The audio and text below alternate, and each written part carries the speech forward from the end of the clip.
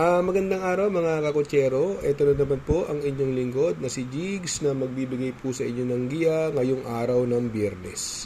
Ngayon po ay September 20 at meron po tayong 7 magagandang karera ngayong araw na ito. At ang start time po natin ay alas 5 pa rin ng hapon. Uulitin ko po, itong aking giya ay purely review and analysis ko lamang at walang halong information. Umpisa na po natin. Race number 1, dito po magsisimula ang ating winner take all. Pilracom rating based handicap system race, class 4, 16 to 21 split, 1,200 meters is the distance, may 7 kalahok. Dito kung mapapansin po natin, ito ang baba sa laban, although 56 ang timbang. Yung numero 4 Bad Boy MJ, sa tingin ko ito ang horse to beat dito, at sasakyan po siya ni Apoy Asuncion. Ang tingin ko pwedeng makalaban niya at may mga panalo dyan. Yung numero 2 na Sound of Silence, magandang diado yan. Sakay po ni Onyok Garcia. Baka sa kanyang pagbabalik, ito magbigay sa kanya ng panalo. Dehado po yan, Sound of Silence. Si Aliana naman po, segundo na naman po nung karera ito. Si Aliana, gamay po ni M.E.D. Ocampo yan. At sa tingin ko, siya ang magbibigay ng una, siya ang mauuna rito sa karerang ito. May panalo din po yan. Numero 5 Malabon King, gamay po ni J.R.D. Ocampo, kaya lang purely derivate po ito.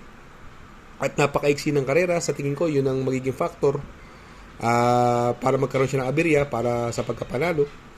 Ito namang Hot Legs, ang galing ngayon ni Christian Carganda rito, yung Hot Legs, napupunta po ito, nakakadalawang sunod na panalo, dehado pa, At anong huling laban ito, lakas ng tinalo na ito na si Hot Legs, At napansin ko sa kanya, mukhang marami pa. Nanalo siya dun. Malakas na yung nilabanan, marami pa yung dating nitong Hot Legs. Mukhang napupunto itong kabayong ito. Kaya dito, maraming may panalo. Pero para sa akin, magtatatlo po ako rito. Ang pili ko po rito, dun ako sa numero 4 Bad Boy MJ. Ang panigundo ko, numero 6, yung napupunto, Hot Legs. At isasama ko pandiado, yung numero 2, nasasakyan ni Onyok, Sound of Silence. Sa race number 2, dito po magsisimula ang pick 6, Pilracom rating based handicap system race, class 5, 5 placer, split, 1,200 meters is the distance, may 6 na kalahok, anybody's race, sa tingin ko may mga panalo dito. Yung Lady of Peace na sakay ni DL Camanyero, mukhang hindi lang maganda diskarte ginawa niya rito. Dapat nung karera, sa sarili kong opinion, dapat inuna niya yun. Pero hindi natin alam, baka yun ang utos ng order ng connection niya. Yung Hirlum, galing sa segundo na karaan to, si Hirlum, nasakay ni JC De La Cruz. May panalo po yan. Yung Blown Away, may panalo rin po yan, kaya lang medyo maiksi ang distansya. Lady Juliana, yan, mabilis po yan. Yan ang pwedeng makalaban ni Lady Opie sa unahan. Si Lady Juliana, medyo nabitin lang nung karera, tercero lang po dumating. Nasakay ni Marlon Laloma. At yung numero 6, galing sa segundo, na si Ice on Sunrise, nasakay ni Ison Bautista. Kaya lang, from King Flores, ngayon Ison Bautista. Kaya dito pili ko po, doon ako sa numero 2 na si Lady of Peace. Tingin ko sana iuna na to si Lady of Peace. Tingin ko malaki chance nito. Siya po ang napupusuan ko rito, numero 2, Lady of Peace. At panigudo ko yung galing sa segundo na karaan, numero 3 na si Hirlum. At isasama ko, pwedeng pandiado, yung numero 4 na sakay ni BJ Galieta na si Blown Away. Sa race number 3, dito po magsisimula ang ating pick 5. Pilracom rating based handicap system race, class 5, 11 to 15 split. Distance is 1,200 meters, may 6 na kalahok. Dito, kung mapapansin mo, tingin ko walang mauuna rito. Although may mga mabibilis din dyan, yung Bayanihan at Sinag, pero tingin ko hindi nila kaya rin ito. Numero 3, High Honors, nasasakyan ni Mark Alvarez. Kaya lang, lately, itong kabayong ito, kahit nakaka-solo at maiksi ang distansya, minsan, nagtitinikling sa diretso pero sana hindi siya atakihin ng ganun, sana magtuloy-tuloy, kaya siya po napupusuan ko dyan. Sa tingin ko ang pwedeng rumimati rito, yung numero 4 7 of Diamonds, gamay na gamay po ni Kelvin Abobo yan. At yung numero 1 may panalo din po yan, yung Dugong Bugaw, sakay ni Claro Espare. Pero ako pili ko po dyan, doon ako sa numero 3 na si High Honors, at panigundo ko po dyan yung numero 4 na si 7 of Diamonds. Sa race number 4, dito po magsisimula ang ating pick 4. Pilracom rating based handicap system race, class 5, 11 to 15 split. 1,200 meters is the journey, may 6 na kalahok. Dito, no, pansinin natin yung karera dito, no. Wala akong ibang nakikitang mabilis dito bukod sa 5-6, si Biglang Buhos at Glendas Magic. Kayang-kaya ni Biglang Buhos ang ere niyan, Glendas Magic. At naipanalo na po ni JC De La Cruz yan. May panalo po yan, Biglang Buhos, na. Yung bagong baba po rito, numero 3, Bisyo Magserbisyo. Ito, tingin ko horse to beat dito. At ito ang malalyamado rito, no. Binigay na kay Uno Hernandez from Mark Alvarez. Yung numero 2, Cash is King, no? Sakay ni Jan Paul Guse, no? Gamay niya po yan, no? Yan ang tingin ko medyo makakasunod dun sa Biglang Buhos at Glendas Magic, no? Kaya dito, sa tingin ko, hindi nalulusot sa tatlong kabayo to, yung Cash is King, Bisyo Magserbisyo at Biglang Buhos. Kaya silang tatlo na rin ang pipiliin ko. Kaya lang, ang pampermero ko rito, dun ako sa pinakamalapit na makakadikit, dun sa mga nauna, yung numero 2, Cash is King. Panigundo ko, numero 3, Bisyo Magserbisyo, bagong baba. At isasama ko, Pandiado, baka makabuo ng eri, numero 5, Biglang Buhos. Sa race number 5, Pilracom Rating Based Handicap System Race, Class 5, 16-10 split. 1,200 meters is the journey. May 8 kalahok at may coupled entry po tayo. Yung kabayo ni Boss JC, numero 1, Bonnie Avenue, coupled with Chef Cut.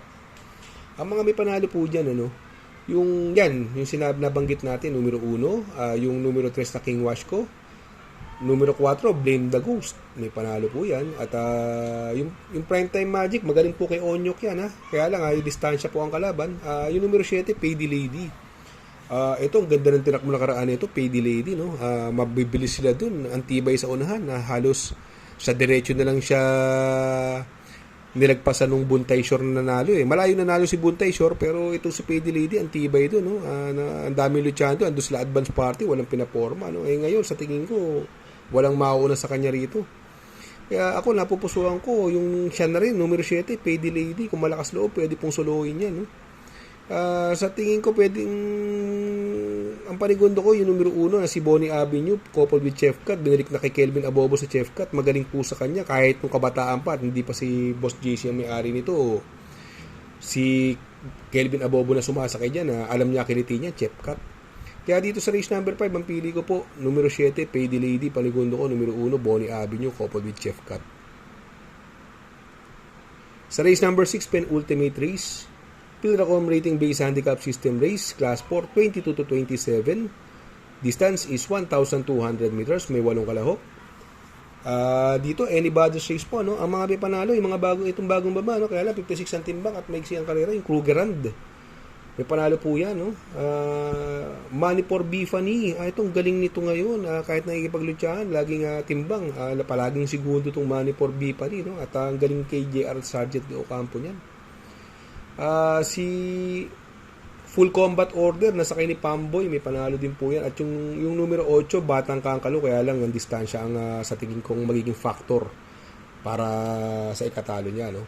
Kaya ako dito, pili ko po, doon ako sa mauuna rito, kahit nandiyan si Hinebra, Money for Bifani po ako rito. Ang galing po kay JR Sargent de Ocampo yan, no?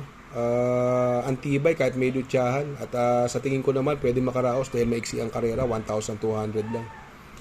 Sa tingin ko, pwede mabigay ng magandang laban yung numero 1 na si Krugerrand na sakay ni Jomer Storke. Kaya dito sa race number 6, pili ko po, numero 3, Money for Bifani, panigundo, numero 1, Krugerrand.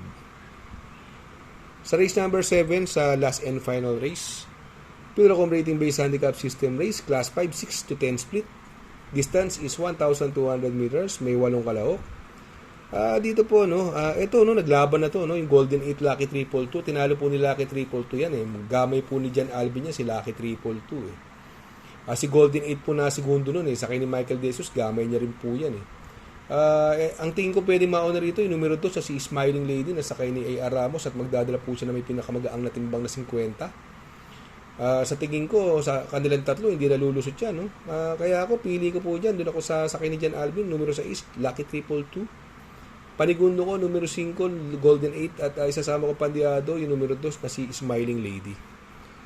Good luck mga kakutsero, sana po matapat ang ating giya, at yung mga nakasunod, sana po ay magsitama po kayo. Ako yung makikisuyo lamang na please like, share, subscribe, and hit the notification bell para updated kayo sa aking mga giya. Good luck po and happy racing.